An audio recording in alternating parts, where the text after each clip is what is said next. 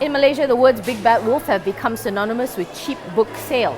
But here's the thing, as it enters its 10th year, we wonder how the story is going to end. We talked to its founder and Bookxcess MD, Andrew Yap, about how he thinks this sale is going to go and their overseas aspirations, and whether or not you can make money off books.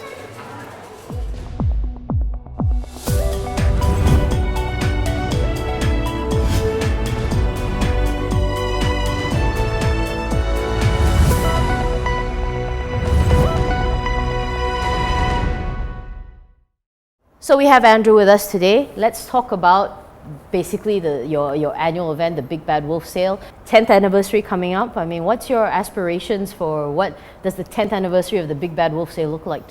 Honestly, I got no idea, but we do have some idea of where we want to get to, and I always had this dream of hitting a 1 billion revenue target. Oh wow! Yeah, in 2 years' time. So I guess that's around the corner of our 10th anniversary.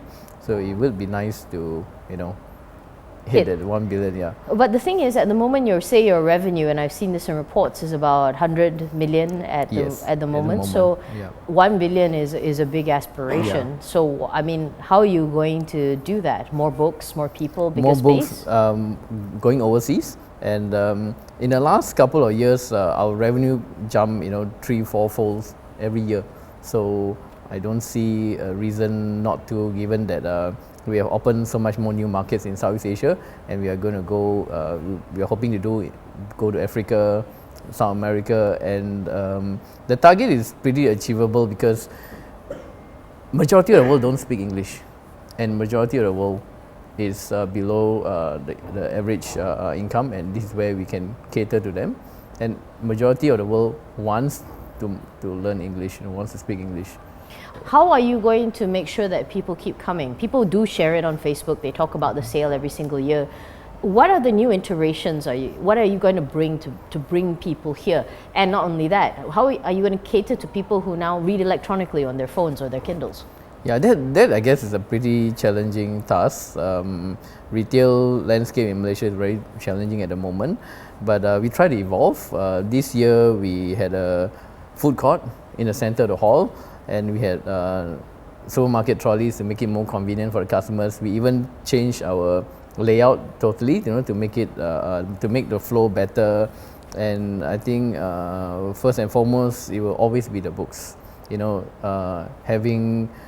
Growing the book genres. This year we had Chinese books.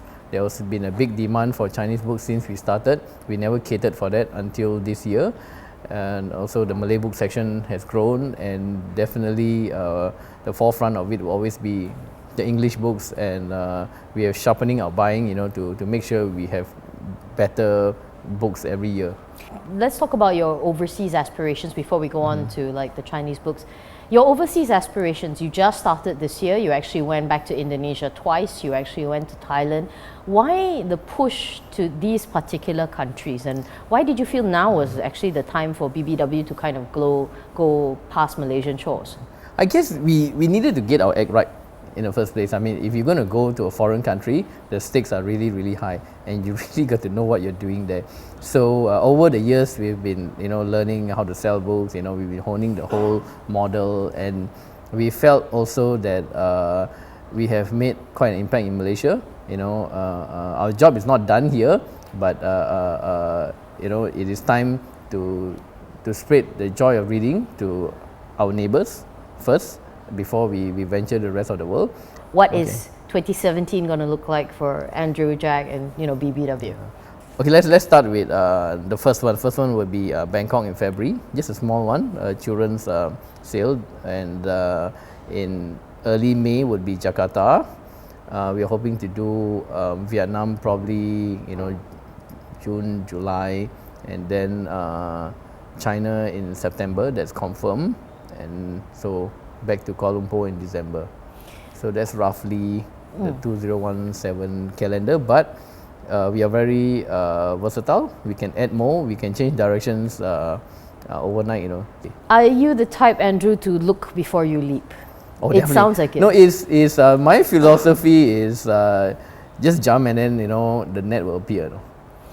has that served you very well Yes, in like yes. something? Every aspect for the last 10 years of the business, we put in everything, all in. When I mean all in, is like, even money we don't have, we put in, and every leap that we go can literally bankrupt the company.